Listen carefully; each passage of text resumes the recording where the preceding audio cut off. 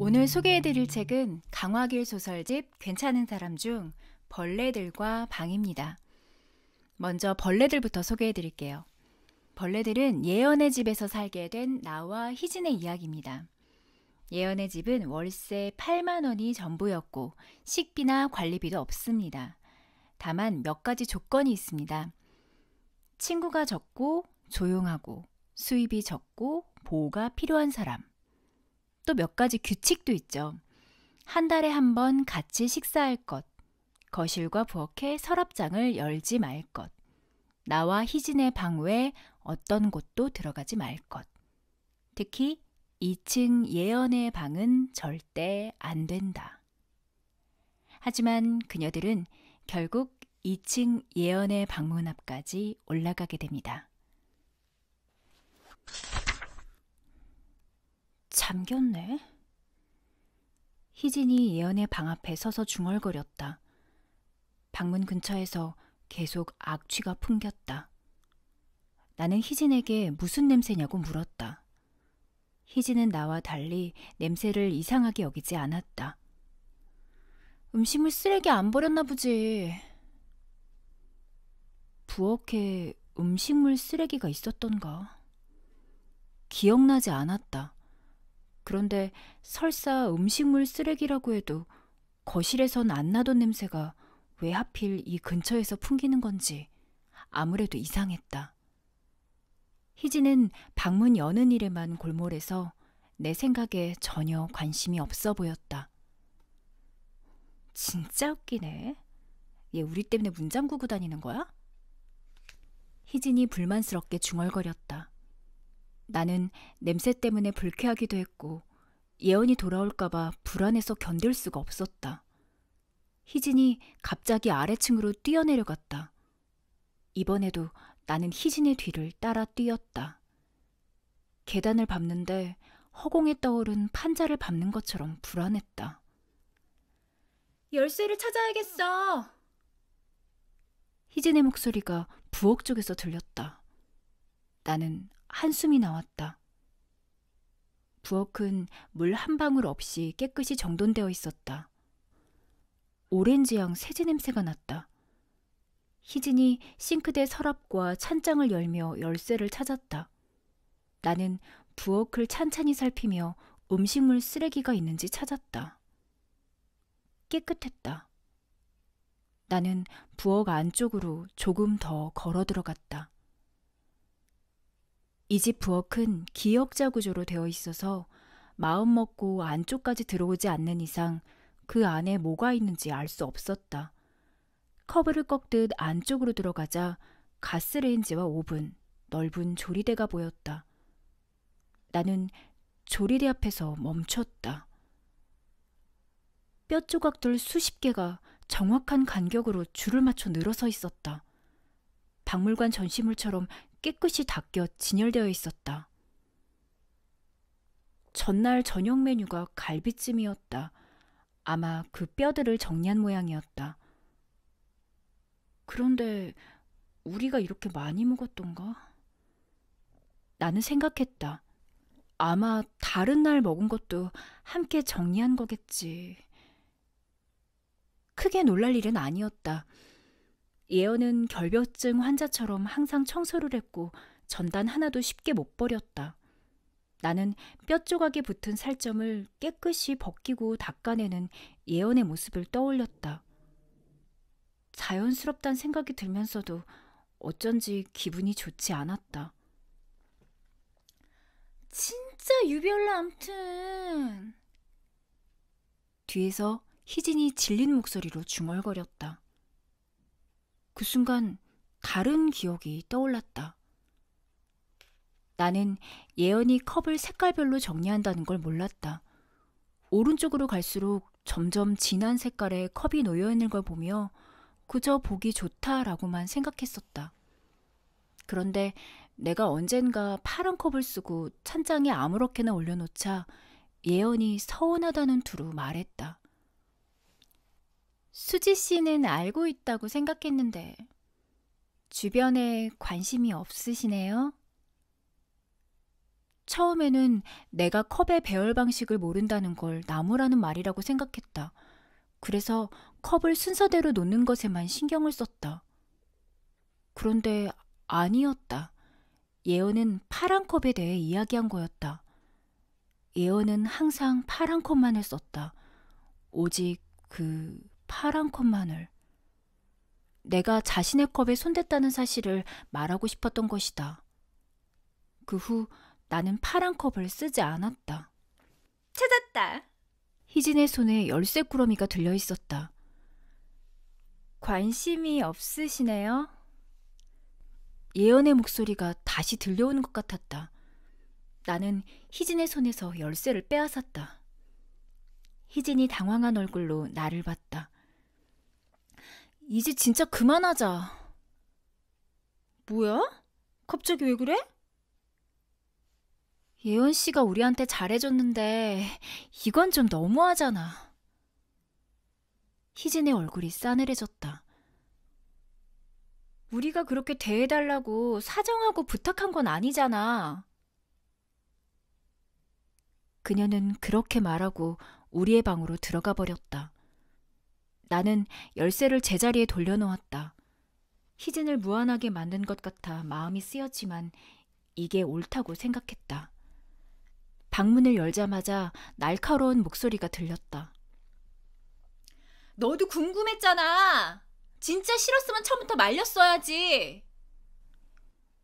나는 방에서 나와 거실 소파에 앉았다. 그날 저녁 메뉴는 와인에 재어 구운 닭 요리였습니다. 희진과 다툼이 있긴 했지만 나는 함께 식사를 하며 서먹한 감정이 조금씩 풀어집니다. 그러나 그날 저녁 예언은 다음 달까지 두 사람 중 한 명은 집에서 나가달라고 말합니다. 아마 집안을 뒤진 걸 눈치챈 모양인데요. 희진은 나를 안심시키려고 하지만 나는 불안합니다. 그런데 언제부터인지 쉬는 날이면 반드시 나와 함께 여가를 즐기던 희진이 예언과 시간을 보내고 있습니다. 그리고 나를 조금씩 따돌리고 있습니다. 아침 식사를 마치자마자 희진은 방으로 들어갔다.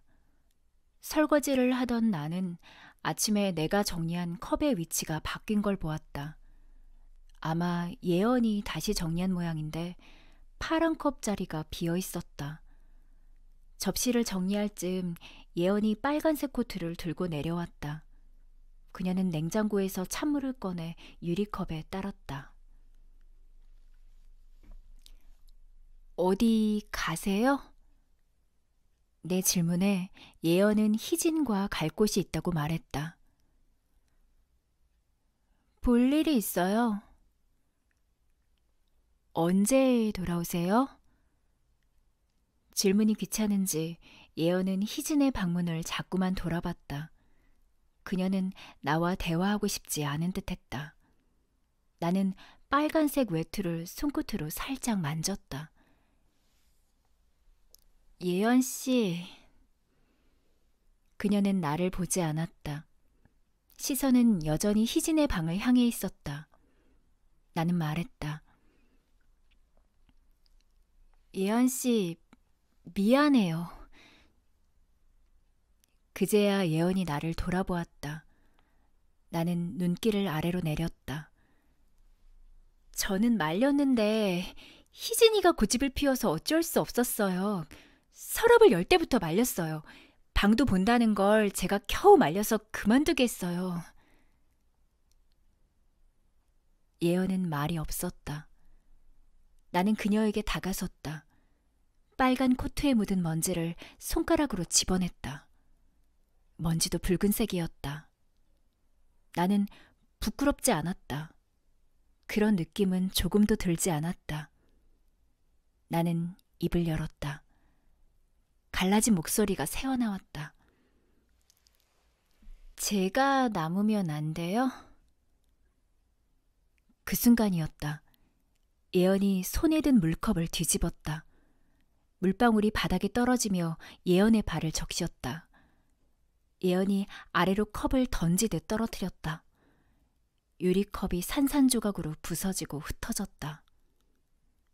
예언은 흔들림 없는 눈빛으로 나를 바라보았다. 나는 그녀의 눈동자를 가만히 응시했다. 천천히 몸을 굽혔다. 손끝으로 유리 조각을 짚고 그녀 발 위에 떨어진 물방울을 닦았다. 예언이 중얼거렸다.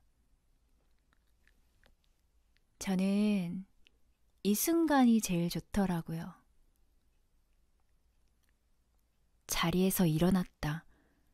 손이 축축했다. 희진이 나를 보고 있었다. 희진은 파란 컵을 들고 있었다. 그들은 함께 밖으로 나갔다. 흥건히 젖은 바닥에 유리 조각들이 잠겨 있었다. 나는 유리 조각을 치우고 바닥을 닦았다. 휴지를 버리러 부엌으로 들어갔다. 생선머리 15개가 나를 노려보았다. 몸통은 어디로 갔을까? 이제는 우리의 비밀이 아니었다. 그들의 비밀이다. 나는 모르고 알 수 없고 절대 알려주려 하지 않는. 나는 손끝으로 생선 머리 하나를 툭 쳤다. 벌어진 입안에서 하얀 벌레 한 마리가 기어나왔다. 벌레는 조리대에서 뛰어내려 바닥에 착지했다. 그리고 짧은 날개를 펼쳐 낮게 날았다. 나는 그 뒤를 따랐다. 부엌이 끝나는 곳까지. 벌레는 계단 앞에서 멈췄다. 이윽고 하얀 점이 2층 복도 너머로 사라지는 걸 보고 나는 부엌으로 되돌아왔다. 싱크대를 열고 열쇠를 꺼냈다. 줄곧 잠겨있던 1층의 방문을 열었다. 방 전체에 엄청나게 많은 물건들이 빽빽하게 차 있었다. 사람 한 명이 겨우 지나다닐 틈이 조금 있었고 그 양 옆으로 책, 신문, 접시, 전단, 페트병, 화장대, 부러진 의자, 액자, 인형 같은 잡다한 물건들이 쌓여 있었다. 쓰레기들이 탑처럼 겹겹이 층을 이루고 있었다. 나는 문을 닫고 나와 계단 앞에 섰다.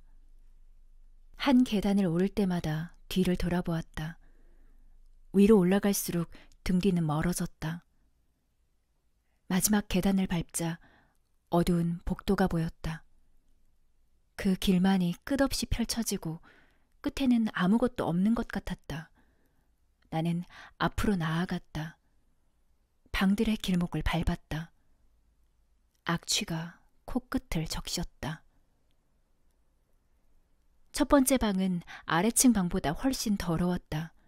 물건들은 금방 넘어질 것처럼 위태롭게 쌓여 있었고 먼지와 머리카락 뭉치가 마치 번데기처럼 그 탑들 사이사이에 걸려 있었다.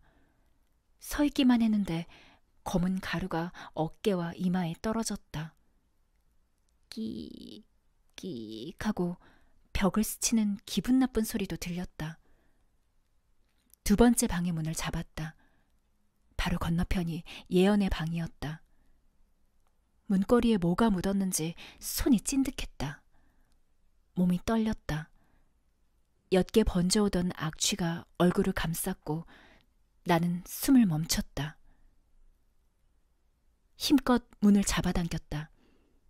하얀 벌레들이 내 얼굴로 달려들었다. 나는 비명을 지르며 뒤로 물러섰다. 몇 마리가 날개를 펴고 2층 난간 위를 날았다. 나는 기겁하며 더 뒤로 물러섰다. 방에서 이상한 진액이 흘러나오고 있었다. 냄새는 거기서 퍼지는 거였다. 호흡이 거칠어지고 가슴은 뭔가에 짓눌린 듯 무거웠다. 나는 방문을 급히 닫았다. 이제 예언의 방이었다. 여기서 물러설 생각이라면 올라오지도 않았다.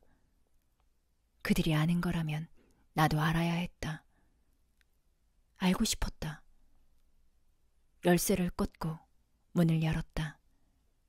악취가 문틈 사이로 밀려나왔다. 그때였다. 너 거기서 뭐하니? 나는 뒤를 돌아보았다. 희진이었다. 그녀는 차가운 얼굴로 나를 쏘아보고 있었다. 역시 와보길 잘한 것 같다. 희진은 그 말을 남기고 계단을 내려갔다. 이렇게 그녀를 보낼 수는 없었다. 이런 식으로는 아니었다. 나는 달려가 그녀의 어깨를 붙잡았다. 희진아, 그런 게 아니야. 희진이 나를 힘껏 밀쳤다. 나는 바닥에 넘어졌다. 희진이 말했다. 우리가 이렇게 되어서 정말 다행이야. 그건 우리가 한 달 만에 나눈 첫 대화였다. 시간은 벌써 한 달이 지났습니다. 이제 예언의 집을 떠날 사람을 정할 때가 되었는데요. 예언의 집에는 결국 누가 남게 될까요? 그녀들의 미묘한 신경전과 뒷이야기가 궁금하시다면 벌레들을 추천해드립니다. 이어서 두 번째 소개해드릴 단편은 방입니다. 이번에는 두 여자가 방을 구하고 있습니다. 이 방이라 2달이나 살 수 있었던 거예요. 방의 전주인이었던 여자가 말했었다. 나는 고개를 숙이고 수연의 등 뒤로 숨었다. 여자는 왼쪽 목선이 오른쪽보다 길었다. 꼭 한쪽만 늘어진 고무밴드 같았다. 그녀는 도시를 떠나면 바로 병원부터 갈 거라며 목을 쓰다듬었다. 여자는 내게 시선을 주지 않았다. 그녀는 수연과 대화했다. 반지하는 질 씻게 죽어요. 여기는 여자 둘이 살기 딱 좋죠. 물이 번진 듯 검은 얼룩이 방구석에 남아있었다. 나는 그걸 보며 속으로 중얼거렸다. 없는 거 아닐까? 수연이 내 손목을 끌어당겼다. 옆으로 와. 왜 그래? 그녀는 작게 말하는 법이 없었다. 나는 얼굴을 조금 붉혔다. 수연의 곁에 다가서며 여자의 목덜미를 힐끔거렸다. 나는 생각했다. 정말 괜찮을까? 그때 수연의 목소리가 들렸다. 얼마 만에 그렇게 된 거예요? 수연도 여자의 목을 바라보고 있었다. 나는 그녀의 소매를 잡아당겼다. 수연은 아랑곳하지 않고 손으로 자신의 목덜미를 툭 쳤다. 그거요. 여자가 입을 다물었다. 나는 소매를 더 세게 잡아당겼다. 여자가 이마를 찌푸리더니 헛웃음을 터뜨렸다. 1달 전부터 이상했다고 그녀는 대답해 주었다. 고개가 바로 서지 않으니 몸 전체가 뒤틀리고 있는 것 같다고도 했다. 강이 드는 학생처럼 수연은 심각하게 고개를 끄덕였다. 그러니까 조심해서 살라고, 많이 벌어 일찍 떠나라고 여자는 덧붙였다. 나는 여자에게서 시선을 돌려 창 너머를 보았다. 검은 연기가 구름처럼 하늘을 덮고 있었다. 그녀들은 망가진 도시로 이사를 왔습니다. 도시는 폭발했습니다. 풍선이 터지는 것처럼 도시는 폭발했다. 굉음은 땅 깊은 곳에서부터 들려왔다. 건물이 무너지고 공장이 찌그러졌다. 다리가 무너지고 하천이 넘쳐 흘렀다. 가라앉은 땅 위로 검은 액체가 흘렀다. 액체에서 빠져나온 증기가 하늘에 구름을 만들었다. 그 구름은 조금씩 바닥으로 내려앉고 있다고 했다. 도시는 망가졌다. 수연과 나는 그걸 길거리에서 보았다. 전자상가 안의 텔레비전은 폭발 장면을 반복하는 뉴스 채널에 고정되어 있었다. 쓰러지는 블록처럼 건물이 망가지고 땅이 종잇장처럼 구겨지는 걸 보며 우리는 손을 잡았다. 땅이 검은 진액을 토사물처럼 뱉어내는 걸 보고 나는 수연의 어깨에 얼굴을 묻었다. 그녀가 손바닥으로 내 머리를 토닥였다. 고개를 들었을 때 도시는 온통 까맣게 색칠되어 있었다. 넉 달 전 도시에서는 인력을 모집하는 공고가 났고 정부가 제시한 금액은 그녀가 한 달 동안 버는 돈의 5배였습니다. 그녀들은 도시에서 돈을 모아 같이 살 빵을 구하기로 합니다. 도시의 열기는 40도를 웃돌고 있습니다. 신발 밑창이 녹아내려 걷기가 고역스러울 정도인데요. 그녀들의 작업 현장으로 가보겠습니다. 기계가 건물을 무너뜨리는 동안 나는 팀장의 손을 바라보고 있었다. 임시 가로등 불빛에 흙먼지가 비쳤다. 콘크리트와 벽돌, 나무 조각이 뒤섞여 흩어졌다. 건물은 고철이 되어 바닥에 주저앉았다. 기계가 마무리 작업을 끝내자 팀장이 손을 들었다. 나는 건물의 잔해로 다가갔다. 불결한 것들의 무덤. 일꾼들은 이곳을 그렇게 불렀다. 나무와 콘크리트, 벽돌, 철근과 녹슨 못들이 검은 진에게 엉겨 있었다. 나는 약품으로 타르를 닦아내고 고철을 분리했다.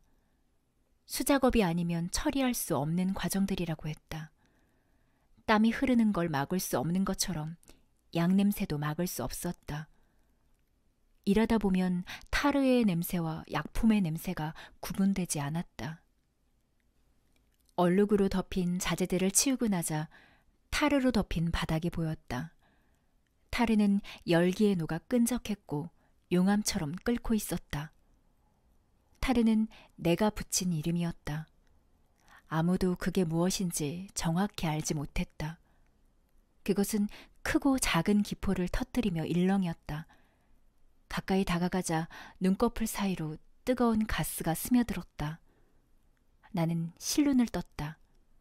모두가 바닥에 약품을 뿌리기 시작했다. 타르가 조금씩 굳었다. 몇 시간 동안 계속 손을 쓴 탓인지 손목이 저릿하게 아팠다. 나는 일어나 손목을 주물렀다. 일꾼들을 살피던 팀장의 눈이 내게 멈췄다. 그가 내 전신을 훑어보는 게 느껴졌다. 나는 마스크를 눈 아래까지 당겨 쓰고 검은 땅으로 다시 몸을 숙였다. 그녀들이 도시에 올라온 지도 한 달이 지났습니다. 그런데 수연의 몸에 이상이 생기기 시작합니다. 몸이 무겁다는 그녀는 어깨가 납덩이처럼 딱딱하고 종아리가 부어 있습니다. 피부 아래에는 팽팽히 부푼 검은 혈관들이 만져집니다. 하지만 수연은 조금 더 일하기를 원했고 그녀들은 결국 도시에서 석 달을 더 머무르게 됩니다. 그리고 수연의 상태는 더욱 악화됩니다. 수연의 두 다리가 건물 기둥처럼 크고 단단하게 부풀어 있었다. 오랜만에 도시 밖에 나가 외식을 하기로 한 날이었다. 수연은 나갈 수 있다고 고집을 부렸다. 겨우 날짜를 맞춰받은 휴일이라 나도 아까웠다. 수연은 발목까지 오는 긴 치마를 입고 옥탑방 계단을 내려갔다. 그녀는 10걸음도 걷지 못하고 심하게 지쳤다. 못 가겠어. 목이 너무 말라. 수연의 허벅지는 바위처럼 단단해져 있었다. 나는 수연을 부축했다. 방에 들어오자마자 나는 수연의 치마를 걷었다. 그녀의 다리는 아침보다 더 부풀어 있었다. 손바닥으로 종아리를 쓸어보자 하얀 가루가 묻어나왔다. 못 움직이겠어. 무거워. 그녀는 새파랗게 질려 있었다.